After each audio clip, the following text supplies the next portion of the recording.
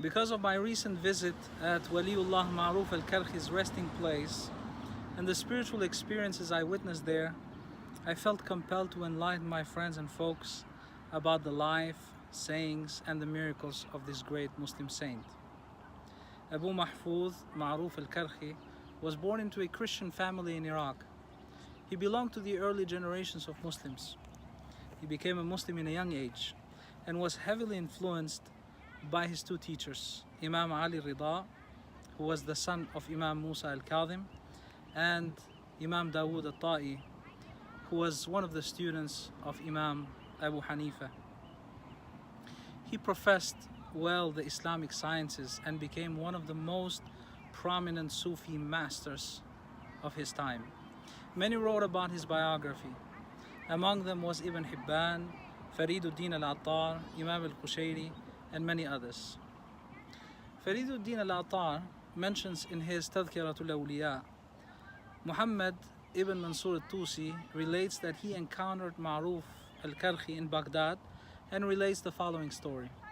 I observed a scar on his face and I said to him, I was with you yesterday and I did not notice this scar. What is it? Ma'ruf replied, do not ask about things that do not concern you, but ask about matters that are beneficial to you. Then I told him, by the right of him, meaning God, we worship. Please tell me. And then he said, last night I was praying and I wished that I might go to Mecca and perform tawaf around the Kaaba. I approached the well of Zamzam to take a drink of water and my foot slipped and my face struck the well. That's how I got this scar.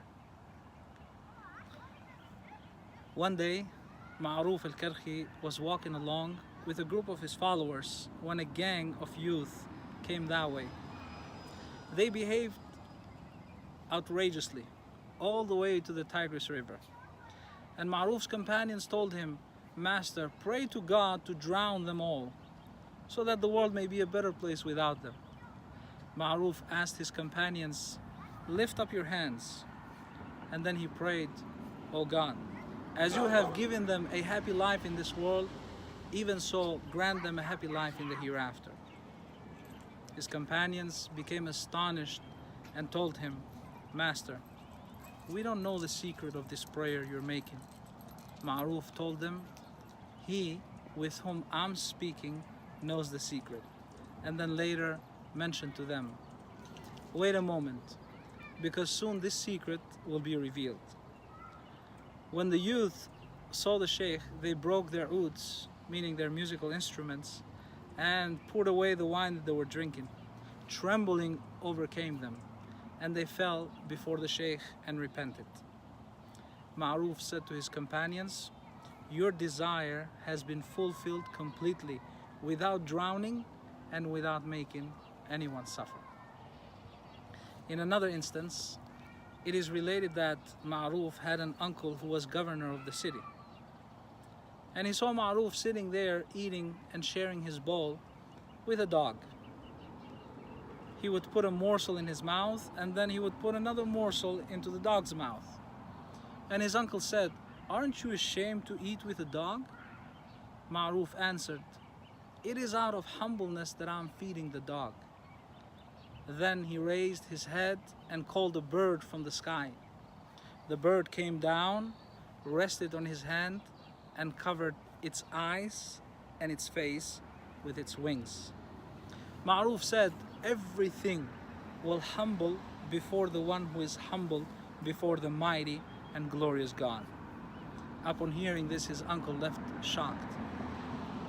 It is also related that one day Ma'ruf al-Karkhi broke his wudu, which is the state of ritual purity, and immediately performed tayammum, which is ablutions with dust.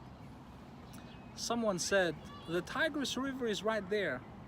Why are you performing ablutions with dust instead of going there and making wudu with water? Ma'ruf responded, it is possible that I might not make it all the way to the river. Now I'll mention to you some of the wise sayings. It is reported that he said, the sign of God's displeasure towards someone is that he distracts him with the affairs of the self which is something that is of no use to him. In another instance, he remarked, when Allah wishes to do something good for his servant, he opens the door of good deeds before him and shuts down the door of speech. They asked Ma'ruf, how can we achieve the true worship, ibadah? He said, you can achieve it by expelling this world from your heart. Because if the least thing from this world enters your heart, you will prostrate yourself before it with every single prayer you perform. Imam Fariduddin also mentions that Ma'ruf al-Karkhi had no peer in his detachment from this world. And the power of his detachment was such that after his death, they called him the proven antidote. That's because God satisfies the need of anyone who goes to his grave in want. He was such a righteous person that people of all faiths prayed for him, Jews, Christians, and Muslims. Sari al-Saqati, Ma'ruf's student, a great saint of his time, mentioned, I saw Ma'ruf in a dream standing at the foot of heavenly throne, the Arsh, like a bewildered man. God asked the angels, who is this? The angels replied, God, you know best. Then the decree came down, it is Ma'ruf who had gone mad because of his love for us. He will not recover unless he sees us. May God be pleased with Ma'ruf al-Karkhi, the Imam of the lovers of his time, someone whose prayers were answered and the one who was aware of many mysteries.